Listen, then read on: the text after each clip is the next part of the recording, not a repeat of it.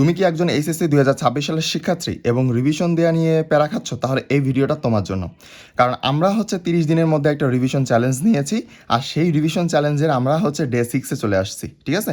তো খুবই ফাস্টলিভাবে আমরা সিলেবাস শেষ করে ফেলবো, একদম সম্পূর্ণ ফুল সিলেবাস, এমসিকিউ সিকিউ সব কিছুই। তো এখানে আমরা 21শে মেয়ের আজকে পড়া দিচ্ছি, বাকি আছে আমাদের 42 দিন, হাতে কিন্তু খুবই কম সময় আছে।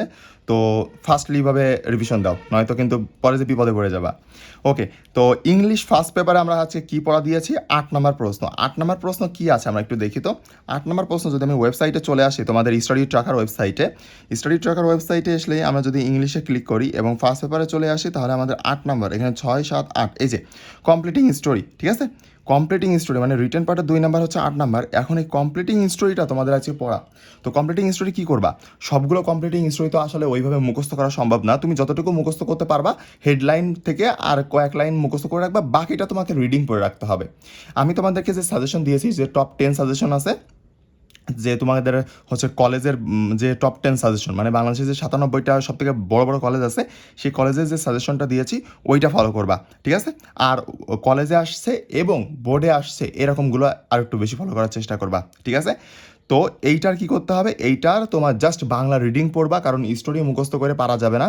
টপ 10 যেগুলো আছে ওই 10টা তুমি মুখস্থ করে রাখতে পারো, আর বাকিগুলো তোমাকে জাস্ট রিডিং পড়ে গেলেই হবে, ঠিক আছে?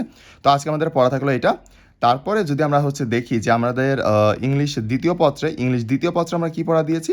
ইংলিশ দ্বিতীয় পত্রে পড়া দিয়েছি 6 নাম্বার প্রশ্ন, ঠিক আছে? এখন 6 নাম্বারটা আবার কি আছে? 6 নাম্বারটা যদি আমরা ইংলিশ দ্বিতীয় পত্রে আসি, দ্বিতীয় পত্রে আসলে 6 নাম্বারে আছে আমাদের এই যে চেঞ্জিস সেন্টেন্স। ওকে, এইটা আমরা আজকে পড়া দিচ্ছি। তো এইটার কি করতে হবে? এইটার জাস্ট নিয়ম পড়বা খুব সুন্দর করে, যে কীভাবে কি সলভ করতে, মানে কীভাবে কি করতে হয়, জাস্ট নিয়ম। যদি না করা থাকে নোট, অবশ্যই তোমাকে নোট করতে হবে, কারণ পরীক্ষার আগের দিন ভাই তুমি খুঁজে বেড়াতে পারবা না যে কোন জায়গায় কি করছিলাম, নোট আছে কি নাই, এরকম খুঁজে বেড়ানোর সময় নাই। ওকে, এবং প্র্যাকটিস করবা। তুমি হয় বিগত 10 বছর করবা, নয়তো বিগত 6 বছর করলেও হবে, ঠিক আছে? হয় তুমি বিগত 10 বছর করবা, নয়তো 6 বছর করলেও হবে, সমস্যা নাই, আহামরি সমস্যা হবে না এখানে। এইবার আমরা বাংলা দ্বিতীয় ফার্স্ট পেপারে আসি। আমার গল্প দিয়ে যৌবনের গান। এইটা অবশ্যই পড়বা তোমরা। কাজী নজরুল ইসলামের লেখা মনে হয়, আমার মুখস্থ ছিল, বাট মুখস্থ এখন বর্তমানে নাই। আমি একটু দেখে নিই যে বাংলা ফার্স্ট পেপারে যৌবনের গান, হ্যাঁ, কাজী নজরুল ইসলাম। এটার সিকোয়েন্স লিখে দেওয়া আছে, দেখো এখানে। আমরা ওয়েবসাইটের মধ্যে ক খ আর মূল বই সবার আগে তোমাকে পড়তে হবে। কোনো সাজেশন গাইডের কোনো এমসিকিউ এইসব পড়তে হবে না। আগে মূল বই হয়ে গেছে, তারপর তুমি ক খ পড়বা। প্রথম মূল বই পড়বা, তারপর ক খ পড়বা। এইটা করার পরে ক খ কোন জায়গাতে পড়বা? বোর্ডে তো তোমার গাইডে তো বিগত 10 বছরের প্রশ্ন দেওয়াই আছে, তো ওইটা পড়বা। পড়ার পরে তোমার যদি মনে হয় যে না, তোমার গাইডের এমসিকিউ সলভ করা উচিত, তখন এমসিকিউ সলভ করো, কোনো সমস্যা নেই। কিন্তু মূল বই না পড়ে যেন গাইডের এমসিকিউ সলভ করতে যায় না, ঠিক আছে? ওকে, তাহলে আমরা এটা পড়া দিয়ে দিই। ওকে, গেল। এইবার তারপরে যদি আমরা একটু দেখি যে বাংলা দ্বিতীয় পত্রে 6 নম্বর প্রশ্ন দিয়েছি, এবং এটা বিগত 25 বছর দিয়েছি। এখন একটা জিনিস খেয়াল করো, বিগত 25 বছর লেখা আছে, বাট অনেকের বইতে তো বিগত 25 বছর নাই। যদি তোমার কাছে বাংলা ভাষারীতি বই থাকে, তাহলে তোমার এই বিগত 25 বছরের প্রশ্ন আছে। ওকে, কিন্তু যদি ভাষারীতি বই না থাকে, তাহলে বিগত 25 বছর নাই। তারা চেষ্টা করবা যে বিগত 10 বছর প্রশ্ন করলেও হবে। বিগত 10 বছর প্রশ্ন মানে 2015 সাল থেকে শুরু করে 2025 সাল পর্যন্ত কোয়েশ্চেন তোমাকে ঠুটস্থ রাখতে হবে, একেবারে ঠুটস্থ। ওকে, তো আমরা দেখি যে বাংলা দ্বিতীয় পত্রে কী আছে। বাংলা দ্বিতীয় পত্রে যদি আমরা 6 নম্বরে দেখি, এই যে বাংলা ভাষার অপপ্রয়োগ শুদ্ধ প্রয়োগ। ওকে, তুমি অথবাটাও করতে পারো, আবার এইটাও করতে পারো, কোনো সমস্যা নেই। আমরা টপিক সম্পূর্ণ দিয়ে দিলাম। তাহলে আমাদের 6টা টপিক, আমাদের গ্রামার পার্ট কিন্তু ডান হয়ে গেছে। ওকে, আজকে আমাদের ডে কত? আমাদের ডে 6 না? ডে 6-এ আমাদের কিন্তু 6টা শেষ হয়ে গেল।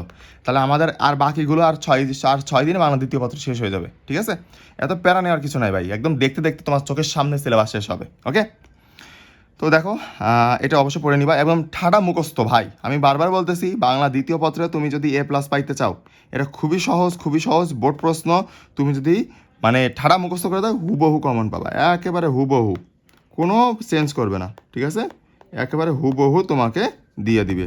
ওকে, তারপরে দেখো যে উচ্চতর গণিতের ক্ষেত্রে ফার্স্ট পেপারের আমরা বৃত্তটা দিয়েছি। বৃত্তটা আমারই বড় অধ্যায় না, 4.1 4.2। এটা যদি যাদের ক্লাস, এটার একটা কাহিনী এরকম যে যদি তোমার আগে ক্লাস করা না থাকে, তাহলে তুমি অনশট দেখতে পারো, কোনো সমস্যা নেই।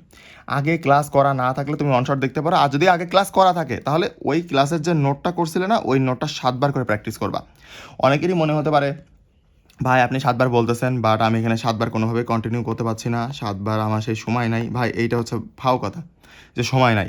তুমি ওই 7 বার বলতে আমি বোঝাইছি একবার তুমি ওই তোমার দেখে দেখে করবা, নোটের একটা প্রশ্ন তুমি একবার দেখে দেখে করবা, বাকি 5 থেকে 6 বার তুমি না দেখে করবা, এবং এই একবার হচ্ছে ভালো করে লিখবা যে হ্যাঁ সুন্দর করে লিখিছো, কিন্তু বাকি এইগুলো হচ্ছে রাফ করার মতো, জাস্ট রাফ করার মতো, যেভাবে তোমরা রাফ করো না ডাক্তারের হাতের লেখার মতো একেবারে হিজি বিজি গিজি ওই রকম করে করবা। তাহলে দেখবা যে ওই 2 বা 3 বার করার সময়ের মধ্যেই তোমার হচ্ছে 7 বার করা শেষ।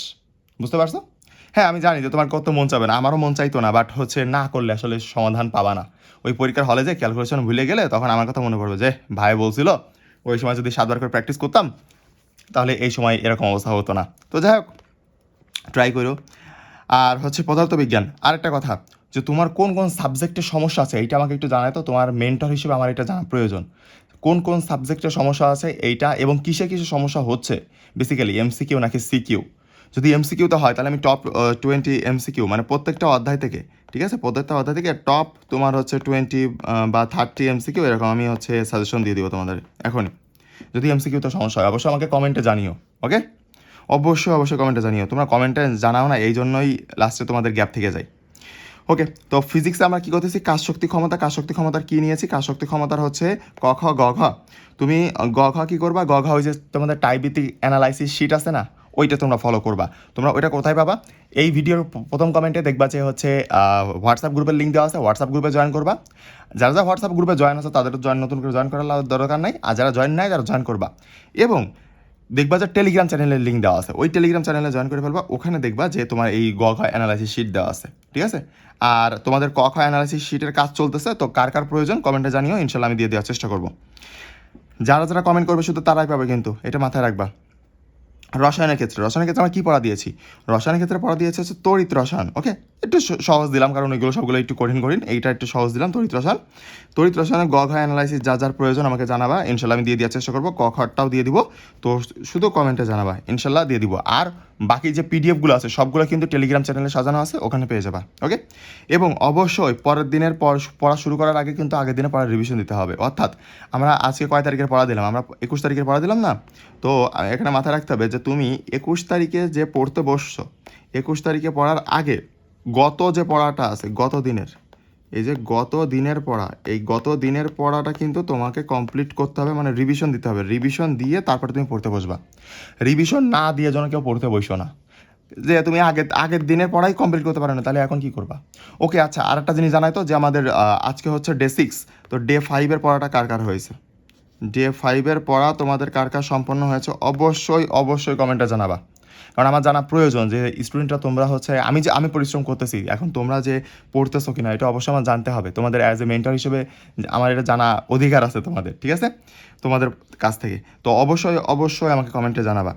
আর কি কি প্রয়োজন, অথবা তোমার হচ্ছে কোনো যদি গাইডলাইন প্রয়োজন হয় তাহলে অবশ্যই আমাকে জানিও, ইনশাল্লাহ আমি আমার নিজের বেস্ট দিয়ে সাহায্য করার চেষ্টা করবো। ওকে, তাহলে আজকে ভিডিও এই পর্যন্তই। আসসালামু আলাইকুম, ভালো থাকবেন সবাই।